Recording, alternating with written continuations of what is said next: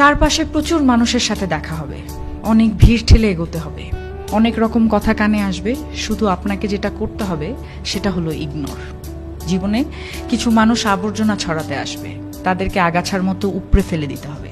Life আপনার, বাউন্ডারিও আপনাকেই set করতে হবে। নেগেটিভিটি যেখানে দেখবেন সাথে সাথে সেখান থেকে দূরে সরিয়ে নেবেন নিজেকে। শুনতে খারাপ লাগলেও আপনার কাছের অনেক মানুষ আপনাকে খারাপ দেখতে চায়।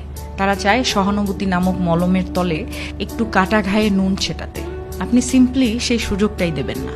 অযথা তর্কে যাবেন না, বোঝাতে যাবার কোনো প্রয়োজন নেই।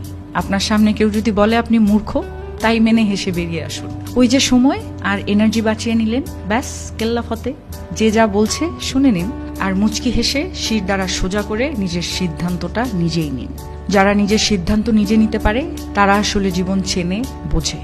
আপনাকে নিয়ে যখন বাকিরা সমালোচনা করতে ব্যস্ত থাকবে, আপনি ঠিক সেই সময়ে গাছ লাগান, ঘুরে আসুন, রং তুলি নিয়ে মনের মতো ক্যানভাস সাজান, বাড়ি গোছান, গল্প পড়ুন, পারলে আরো দুটো সাহিত্য পড়ে নিন, নিজের পুরনো ফটো দেখুন, ব্যাডমিন্টন খেলুন, ছবি তুলুন, চা খেতে বেরিয়ে পড়ুন, নামাজ পড়ুন, পুজো করুন। মোট কথা, তাদের কথায় রিয়্যাক্ট করবেন না একদমই। যা বলছে বলুক, আপনার কানে এলেও ফেলে দিন। দিন শেষে আপনি জানেন আপনি কি, কেমন, আর এটাও জানেন যারা বলছে তারা আপনার কাছে জাস্ট ম্যাটার করে না। ঠিক এটাই।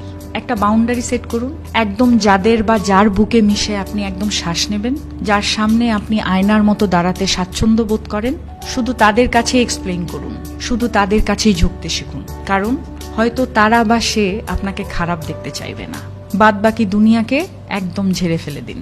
একটা কথা মাথায় রাখবেন, জীবন অনেক সুন্দর। আপনি যে জীবনটা বাঁচতে পারছেন সেটা অনেক সুন্দর। আপনাকে শুধু মাঝে মাঝে বেড়ে ওঠা আগাছাগুলোকে মিটিয়ে ফেলতে হবে, অথবা কোণে একটা কাটাঝড় দেখতে পেলে সাইড কাটিয়ে চলে আসতে হবে। সবকিছুর উত্তর দিতে নেই, সবকিছুতে রিয়্যাক্ট করতে নেই, সবাইকে বোঝানোরও কোনো প্রয়োজন নেই। এগুলো